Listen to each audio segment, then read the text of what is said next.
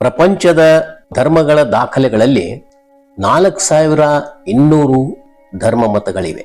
ಇವುಗಳಲ್ಲಿ ಸುಮಾರು 90% ಧರ್ಮಗಳು ಹಾಲುಮತದಿಂದಲೇ ರಚಿಸಲ್ಪಟ್ಟಿವೆ. ಹಾಲುಮತ ಮೇಷಪಾಲನೆಯ ಮುಂದುವರಿದ ನಾಮ. ಈವರೆಗೆ ಹಾಲುಮತ ಧರ್ಮವು ಅದರ ನಿಯಮ ಮತ್ತು ವಿವರಣೆಗಳು ಜನರ ಬಾಯಿಯಲ್ಲಿಯೇ ಮಾತ್ರ ಉಳಿದಿದ್ದವು. ಅದನ್ನು ಈಗ ನಾನು ಗ್ರಂಥಬದ್ಧಗೊಳಿಸಿ ಹಾಲುಮತ ಧರ್ಮ ಗ್ರಂಥ ಎಂಬ ಹೆಸರಿನಿಂದ ಹೊರತರಲಾಗಿದೆ. ಈ ಧರ್ಮ ಗ್ರಂಥವು ಒಟ್ಟು 24 ಅಧ್ಯಾಯಗಳನ್ನು ಹೊಂದಿದೆ. ಮೊದಲನೇ ಅಧ್ಯಾಯ ಬ್ರಹ್ಮಾಂಡ ಸೃಷ್ಟಿ. 13 ಅರಬ್ 70 ಕೋಟಿ ವರ್ಷಗಳ ಹಿಂದೆ ವಿಶ್ವದ ಸೃಷ್ಟಿಯಾಯಿತೆಂದು ಭೂಗೋಳ ಮತ್ತು ಖಗೋಳ ವಿಜ್ಞಾನಿಗಳು ಹೇಳುತ್ತಾರೆ. ಅದರ ವಿವರಣೆ ಇದರಲ್ಲಿದೆ. ಎರಡನೇ ಅಧ್ಯಾಯ ಪ್ರಪಂಚದಲ್ಲಿ ಜೀವೋತ್ಪತ್ತಿಯ ಕುರಿತು ವಿವರಣೆ ಇದೆ. ಏಕಾಣುಜೀವಿಯಿಂದ ಆರಂಭಗೊಂಡ ಜೀವ ವಿಕಾಸ ಏಕಾಣುಜೀವಿಯಿಂದ ಆರಂಭಗೊಂಡು ಒಂದು ಇಂದ್ರಿಯದಿಂದ ಷಟ್ ಇಂದ್ರಿಯದವರೆಗೆ ಜೀವ ವಿಕಾಸವು ನಡೆದಿದೆ. ಇಂದಿನ ಆಧುನಿಕ ಮಾನವ ಷಟ್ ಇಂದ್ರಿಯಗಳನ್ನು ಹೊಂದಿದ್ದು ಅವನು ಬುದ್ಧಿ, ವಿಚಾರ ಮತ್ತು ತರ್ಕ ಶಕ್ತಿಯನ್ನು ಪಡೆದಿದ್ದಾನೆ. ಅದರ ವಿವರ ಇದರಲ್ಲಿದೆ. ಮೂರನೇ ಅಧ್ಯಾಯ ಲಿಂಗ ಮತ್ತು ದೇವಕಲ್ಪನೆ. ಒಂದು ಜೀವ ಉತ್ಪತ್ತಿಗೆ ಸ್ತ್ರೀಯ ಅಂಡ ಮತ್ತು ಪುರುಷನ ವೀರ್ಯಗಳ ಮಿಲನ ಅತ್ಯವಶ್ಯ. ಇದರಿಂದ ಗರ್ಭ ಕಟ್ಟಿದ ಜೀವ ಯೋನಿಯ ಮುಖಾಂತರ ಪ್ರಪಂಚಕ್ಕೆ ಬರುವುದರಿಂದ ಮೇಷಪಾಲಕರು ಆರಂಭದಲ್ಲಿಂದಲೇ ಯೋನಿ ಶಿಸ್ನಗಳ ಆರಾಧಕರಾದರು. ಆದ್ದರಿಂದ ಪ್ರಪಂಚದ ಮೊಟ್ಟ ಮೊದಲ ದೇವಕಲ್ಪನೆ ಯೋನಿ ಮತ್ತು ಶಿಸ್ನ. ಇದನ್ನೇ ನಾವು ಲಿಂಗ ರೂಪದಲ್ಲಿ ಪೂಜಿಸತೊಡಗಿದ್ದು ಅದು ಮೇಷಪಾಲಕರಿಂದಲೇ ಪ್ರಾರಂಭ ಆಗಿತ್ತು. 4ನೇ ಅಧ್ಯಾಯ ಧರ್ಮ ಎಂದರೆ ಏನು? ಧರ್ಮ ಎಂಬ ಪದಕ್ಕೆ ಅದರ ಮೂಲಾರ್ಥ ಸಂತಾನೋತ್ಪತ್ತಿ. ಇತ್ತೀಚಿನವರು ಅದರ ಅರ್ಥವನ್ನು ಬೇರೆ ರೀತಿಯಿಂದ ತಿರುಚಿದ್ದಾರೆ. ಈ ಧರ್ಮ ಕಲ್ಪನೆಯು ಸುಮಾರು 55,000 ವರ್ಷಗಳ ಹಿಂದಿನದೆಂದು ತಿಳಿದು ಬರುತ್ತದೆ. 5ನೇ ಅಧ್ಯಾಯ ಹಾಲುಮತ ಹೆಜ್ಜೆಗಳು. ಮಾನವನ ಚರಿತ್ರೆಯಲ್ಲಿ ಆಹಾರ ಸಂಚಯನ ಘಟ್ಟ ಮತ್ತು ಆಹಾರ ಉತ್ಪಾದನೆಯ ಘಟ್ಟ ಎಂಬ 2 ಕಾಲಘಟ್ಟಗಳಿವೆ.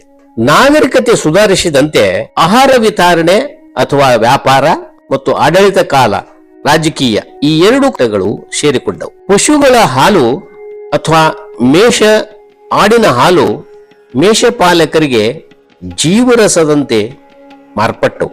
ಇದರಿಂದ ಅವನು ಬೇಟೆಯಾಡುವುದನ್ನು ಕೈ ಬಿಡುವ ಅಷ್ಟು ಆಡು ಕುರಿಯ ಹಾಲು ಮೇಷಪಾಲಕರಿಗೆ ಜೀವರಸವಾಗಿ ಪರಿವರ್ತವಾಗಿದ್ದರಿಂದ ಮೇಷಪಾಲಕರು ಬಹುವಾಗಿ ಹಾಲಿನ ಸೇವನೆಯಲ್ಲಿಯೇ ಬದುಕಿದ್ದರು. ಅಂದಿನಿಂದ ಹಾಲು ಉತ್ಪಾದನೆಗೆ ಗಮನ ಕೊಟ್ಟ ಮೇಷಪಾಲಕರು ಹಾಲುಮತಸ್ಥರಾದರು. 6ನೇ ಅಧ್ಯಾಯ ಹಾಲುಮತ ದೈವ ಕಲ್ಪನೆ. ಶಿಸ್ನ ಯೋನಿಗಳ ಪೂಜೆಯಿಂದ ಮಾನವರೂಪಿ ದೈವ ಕಲ್ಪನೆಗೆ ಯಾವಾಗ ಮೇಷಪಾಲಕರು ಹೊರಳಿದರೋ ಅವರ ಮೊದಲ ದೈವಗಳು ಅಂದಿನ ರಾಜರಾಗಿದ್ದರು. ರಾಜನೇ ಪ್ರತ್ಯಕ್ಷ ದೈವ ಎಂಬ ಪರಿಕಲ್ಪನೆಯಲ್ಲಿ ಆರಂಭಗೊಂಡ ಭರಮ ಮತ್ತು ಆತನ ಪುತ್ರ ಬೀರಪ್ಪ ಆರಾಧನೆಯ ಮೂಲರಾದರು. 7ನೇ ಅಧ್ಯಾಯ ಹಾಲುಮತ ಧರ್ಮ. ಈ ಧರ್ಮದ ಕುರಿತು ಅಧ್ಯಯನ ಸ್ವರೂಪ, ಸಂಸ್ಕೃತಿ, ಧರ್ಮ ಇವುಗಳ ವಿವರಣೆ ಈ ಅಧ್ಯಾಯದಲ್ಲಿದೆ. ವಿಶ್ವದ ಪ್ರಸಿದ್ಧ ಮತ್ತು ಪ್ರಾಚೀನ ಸಂಸ್ಕೃತಿಗಳಾದ ಹಾಲುಮತಸ್ಥರಿಂದೇ ಉದ್ಭವವಾದ ಸುಮೇರ್, ಬೆಬಿಲೋನ್, ಅಸ್ಸರಿಯಾ, ಈಜಿಪ್ಟ್, ಗ್ರೀಸ್, ಪರ್ಷಿಯಾ, ಹರಪ್ಪ, ಮೊಹೆಂಜೊದಾರೋ, ಚೀನ್ ಮುಂತಾದ ಸಂಸ್ಕೃತಿಗಳು ಮೂಲತಃ ಹಾಲುಮತ ಸಂಸ್ಕೃತಿಗಳೇ ಆಗಿವೆ. 8ನೇ ಅಧ್ಯಾಯ ವೀರದೇವರ ಪರಂಪರೆ. ವೀರದೇವರ ಪರಂಪರೆಯು ಸುಮಾರು ಕ್ರಿಸ್ತಕ ಪೂರ್ವ 15ನೇ ಶತಮಾನದಿಂದಲೇ ಆರಂಭಗೊಂಡಿದೆ. ಅದರ ವಿವರಣೆ ಈ ಅಧ್ಯಾಯದಲ್ಲಿದೆ. 9ನೇ ಅಧ್ಯಾಯ ವೀರದೇವರ ಅವತಾರಗಳು.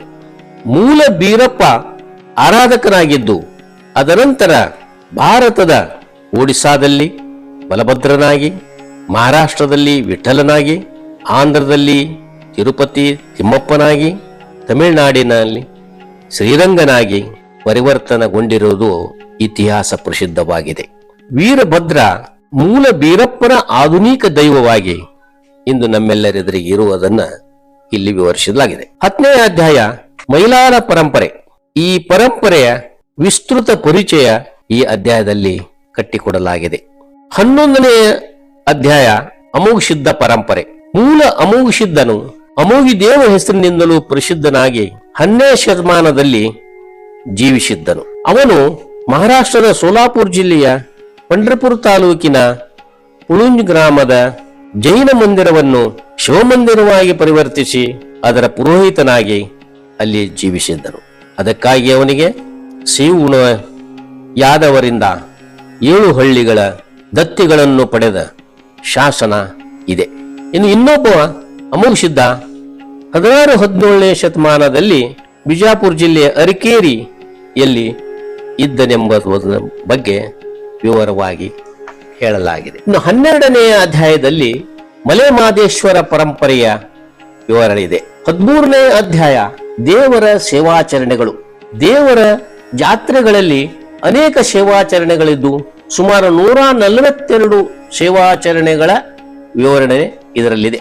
14ನೇ ಅಧ್ಯಾಯ ದೇವರ ವಾದ್ಯ ಮತ್ತು ಕುಣಿತ ಸೇವೆಗಳು. ಇಲ್ಲಿ 18 ಕುಣಿತಗಳ ಬಗ್ಗೆ ವಿವರಗಳನ್ನು ನೀಡಲಾಗಿದೆ. ಡೊಳ್ಳು ತಯಾರಿಕೆ, ಡೊಳ್ಳಿನ ಹಾಡು ಮತ್ತು ಡೊಳ್ಳಿನ ಕುಣಿತದ ಬಗ್ಗೆ ವಿವರವಾಗಿ ಹೇಳಲಾಗಿದೆ.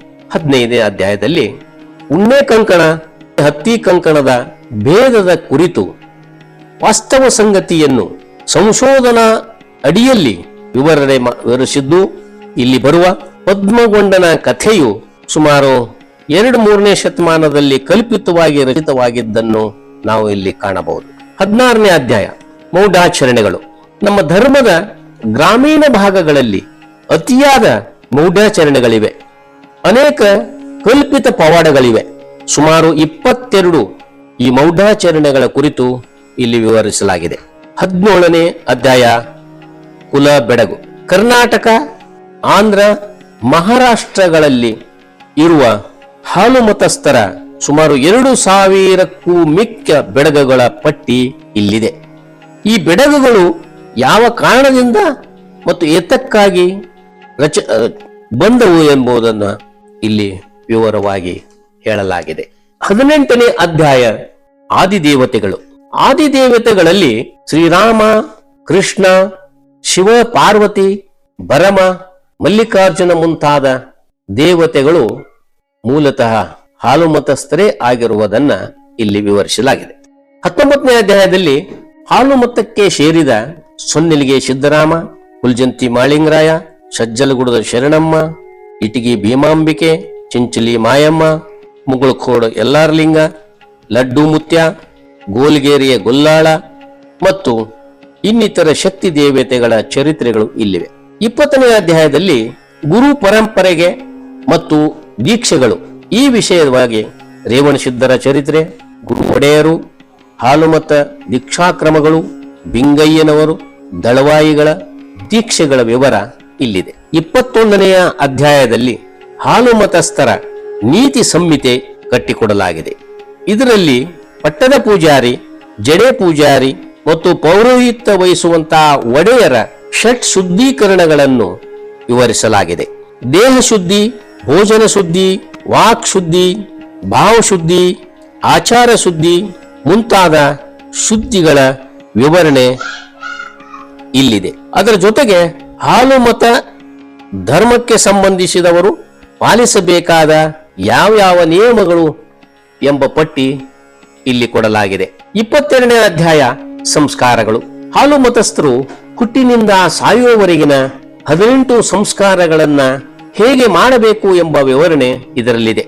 23ನೇ ಅಧ್ಯಾಯವು ಪ್ರಾತಸ್ಮರಣೀಯರು ಎಂಬಲ್ಲಿ ಅಲ್ಲಾಬಾಯಿ ಹೋಳ್ಕರ್, ಸಂಗೊಳ್ಳಿ ರಾಯಣ್ಣ, ಕನಕದಾಸ್, ಸದಾನಂದ ಗುರು, ಗೊಳಸಾರ ಪುಂಡ್ಲಿಕ ಅಜ್ಜನವರು, ಮಾಣಿಕ್ ಪ್ರಭು, ಬಾಳುಮಾಮ, ಕಂಚಿಕಬ್ಬೆ, ವೀರಪಾಂಡ್ಯ, ಪಾಲ್ಕುರ್ಕೆ ಸೋಮನಾಥ, ಶಿವಗಣ ಪ್ರಸಾದಿ ಮಹಾದೇವ್ ಒಡೆಯರ್, ಲಕ್ಕಣ ದಂಡೇಶ್, ತೋಟದ ಸಿದ್ಧಲಿಂಗ, ಸಿದ್ದಪ್ಪ ಕಂಬಳಿ, ಸಿದ್ದನಗೌಡ ಪಾಟೀಲ್ ಮುಂತಾದವರ ಚರಿತ್ರೆ ಮತ್ತು ವಿವರಣೆ ಇದರಲ್ಲಿದೆ. 24ನೆಯ ಮತ್ತು ಕೊನೆಯ ಅಧ್ಯಾಯದಲ್ಲಿ ಹಾಲುಮತ ರಾಜವಂಶಗಳು ಎಂಬಲ್ಲಿ ಕ್ರಿಸ್ತಪೂರ್ವ 6ನೇ ಶತಮಾನದ ಮಹಾಜನ ಪದಗಳು, ಮಗಧ್, ಶಿಶುನಾಗ್, ಕೌರವ ಪಾಂಡವರು, ನಂದ ಮೌರ್ಯರು, ಚಂದ್ರಗುಪ್ತ ಮೌರ್ಯ, ಅಶೋಕ ಚಕ್ರವರ್ತಿ, ಶಾತವಾಹನರು, ಪಲ್ಲವರು, ಕದಂಬರು, ಗಂಗರು, ಬಾದಾಮಿ ಚಾಲುಕ್ಯರು, ರಾಷ್ಟ್ರಕೂಟರು, ಕಲ್ಯಾಣ ಚಾಲುಕ್ಯರು, ಹೊಯ್ಸಳ,